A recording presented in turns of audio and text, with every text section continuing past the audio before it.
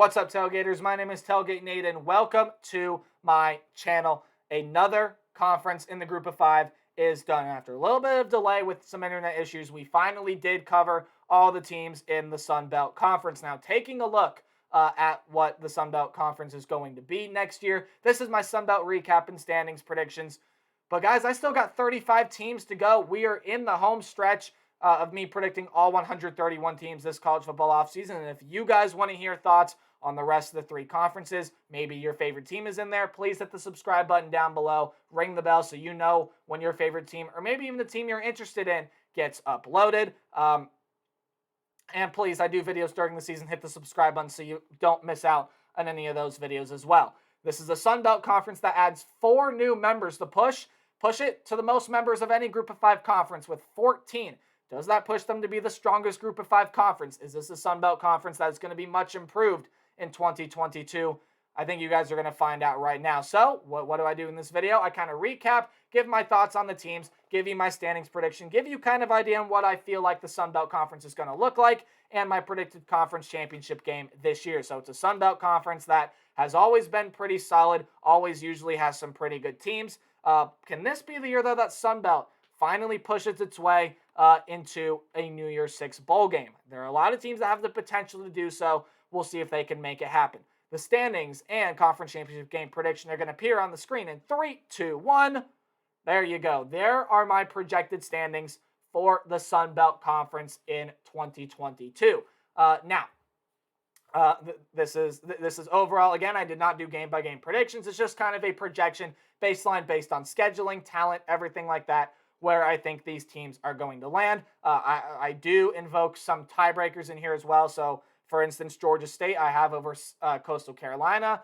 Even though Coastal Carolina has a better overall record, Georgia State I think has a good chance of beating Coastal Carolina. That's why they're ahead, and things like that. So you can kind of see my game-by-game predictions here overall here. But let me tell you, so Sun Belt, with adding 4 new teams, have split into divisions this year. The Sun Belt East is on the east, or the right-hand side. The Sun Belt West is on the west, or the left-hand side. So we're going to go through this team by team, division by division, previewing the conference, give you my thoughts on the conference and on the conference championship game. Let's get into it. We are going to start with the Sun Belt West on the far left-hand side of your screen. So when you take a look at the Sun Belt West, there are a lot of teams towards the bottom of the conference that, well, I think are going to have their struggles this year. University of Louisiana Monroe I have as the bottom team overall in the Sun Belt Conference and overall in conference play. I do have them winning a conference game, but look, this is a ULM team that has a couple really tough out-of-conference games.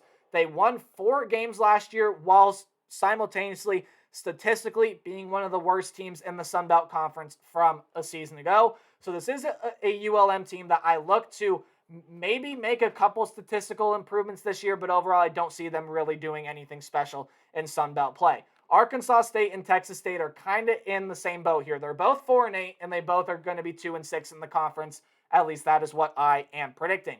Overall, when you look at those two teams, I do look at those two teams and say, well, those are two teams that I do expect some improvement out of. I know Texas State went 4-8 last year, but Arkansas State had an abysmal year last year. I do expect them to get better now that Butch Jones is in town, with Texas State getting a couple transfers in, getting some new talent in there. Lane Hatcher at the quarterback position. I think Texas State also has a fairly treacherous schedule there as well. So when you look at those bottom 3 teams there, they were my bottom 3 teams in my Sun Belt Power Rankings. Hence, they were the first 3 teams I did previews for in the Sun Belt Conference. And when you look at those 3 teams, don't necessarily see any of those 3 teams doing anything special in the Sun Belt Conference this upcoming year.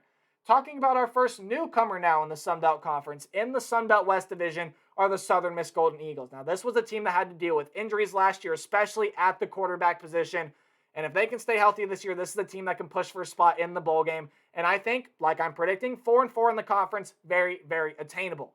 But when you look at this team overall, this is a Southern Miss team that has a difficult out-of-conference schedule. And I think that is what ultimately holds them back from a bowl game. Would it surprise me if they made a bowl game in 2022? No, not in the slightest bit. But this is a Southern Miss team that I'm projecting just 1 win back of that based on their non-conference schedule, I only see them winning one game in non-conference. But Southern Miss, especially if they can get healthy, can be a solid team and a competitive team here in the Sun Belt Conference. South Alabama's the same way. Now, arguably, they had a better roster last year and missed out on a bowl game. They're losing one of the best wide receivers in the nation in Jalen Tolbert, but it's a South Alabama. They're also losing their starting quarterback in Jake Bentley. But also, when I look at the South Alabama team, I still see a solid football team. And the schedule sets up very favorably for South Alabama. I like 500 in the conference. I think that's very, very attainable. 6-6 overall, not going to be really easy, but I don't think it's going to be super difficult as it have seemed last year. So South Alabama, the first team in the Sun Belt I'm talking about that I have making a bowl game. Now, you get into the top two teams here, and I do think that in this Sun Belt West Division, these are the two teams here in the top of the conference that are really going to be able to compete for a spot in the Sun Belt title game. The first one of those is Troy. Now, Troy missed out on a bowl game last year. Nate, why do you think they're going to contend for a Sun Belt title? They were 3-5 in the conference last year. This was one of the better defenses in the conference last year, and they returned a lot of that production. And offensively, I do expect improvement from this Troy team. I do expect this Troy team to be better offensively. I expect them to get some better quarterback play. I do like some of the names they have there in that running back room, that wide receiver room. I think Troy is going to surprise some people this year, and I got Troy right there at 7-5, competing for a spot in the conference. But even though Louisiana loses the amount of talent that they lose, it still kind of feels like that, especially in this Sun Belt West newly formed division, that it's Louisiana and everybody else. Because when I look at this Louisiana team, flat out, this is probably the easiest schedule in the Sun Belt Conference when you factor in non-conference games and conference games there as well. Louisiana, for all the talent that they've lost, have a very, very favorable path to get back to the Sun Belt Championship game. This is definitely not going to be as talented of a team as they were a season ago. Agreed. But this is still my favorite in the Sun Belt West, and you see there, I have them winning that division. Now, when you move into the Sun Belt East here, a couple teams at the bottom, I think are going to have their struggles. Although, may see improvements with the bottom team in the Sun Belt East, which is the Georgia Southern Eagles. Now, the Eagles are a team that I expect some improvement from, right? With Clay Helton coming into town, they were 3-9 last year. I know some people around Georgia Southern country are expecting 5, 6, maybe 7 wins. I don't see them doing that quite yet in year one. Maybe give Clay Helton some time and Georgia Southern can start to push more realistically for a spot in that bowl game. Still see them being that bottom team in this division in the Sun Belt Conference. But overall, I do like where Georgia Southern is heading. Old Dominion was a team that made a bowl game last year after starting 1-6. They won their last 5 games, made a push, made a bowl game. And if they start out 1-6 again this year, good luck. Another newcomer to the Sun Belt Conference, a former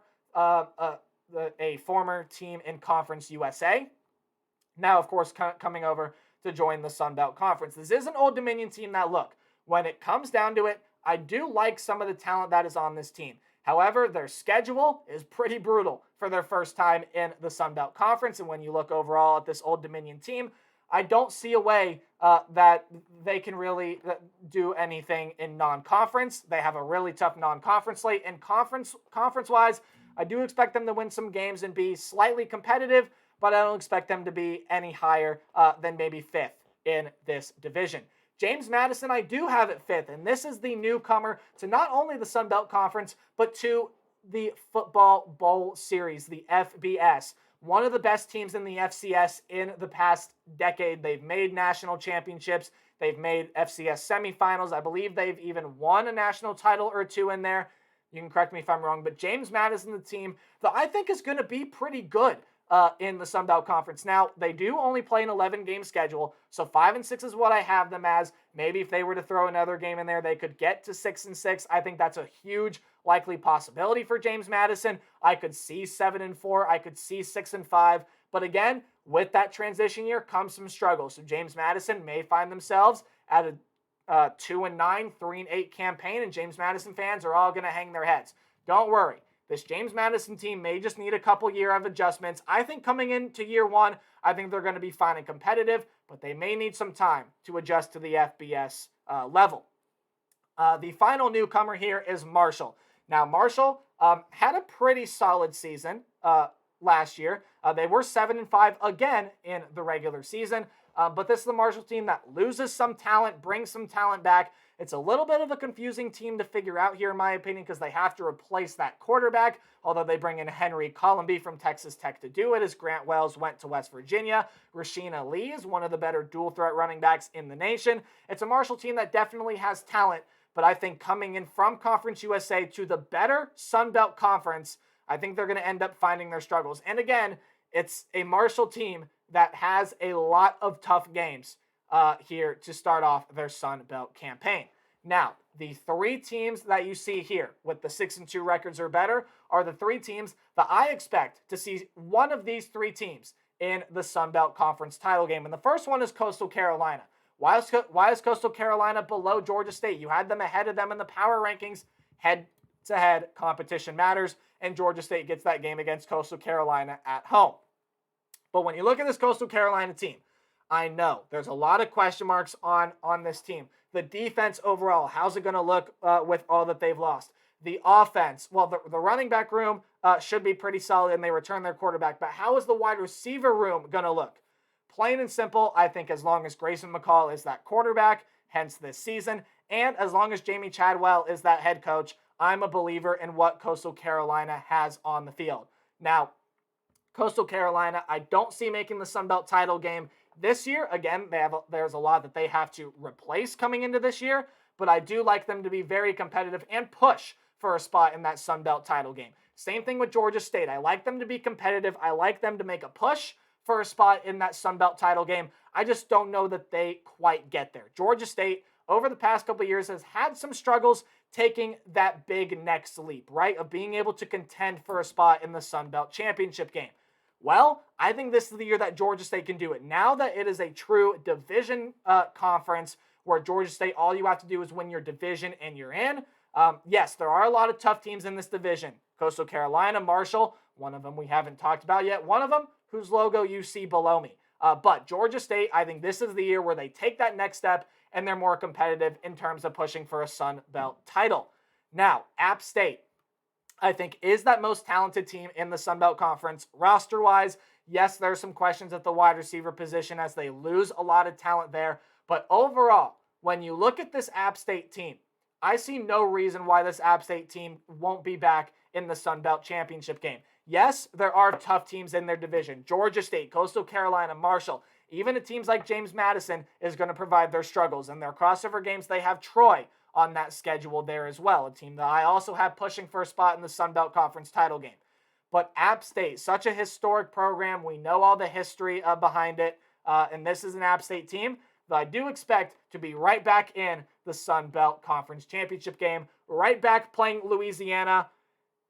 And there you go. That is your Sun Belt Conference championship game prediction. Louisiana, App State, I know, boring. You're predicting the same thing again, but it genuinely is what I think is going to happen. With how easy Louisiana's schedule is, I know that team is losing a lot of talent, but I do think they're going to be back with how easy their division is, seemingly, with how easy that schedule is. And App State, I see them being back here as the most talented team in the Sun Belt Conference. Definitely the favorites coming into this year. And I think once you come around to December, if this matchup happens, you'll see App State being the favorite yet again. And they may be able to get their revenge on Louisiana in the Sun Belt Championship game. But thank you guys for watching my Sun Belt videos. We're going to be moving on tomorrow. I am going to be starting the Mountain West Conference. We got 3 conferences left, so make sure you hit the subscribe button and ring the bell. Like, comment, anything you can does help support the channel. And remember to play hard, but tailgate harder. The Mountain West starts tomorrow. I'll see all you guys in the next video. Goodbye.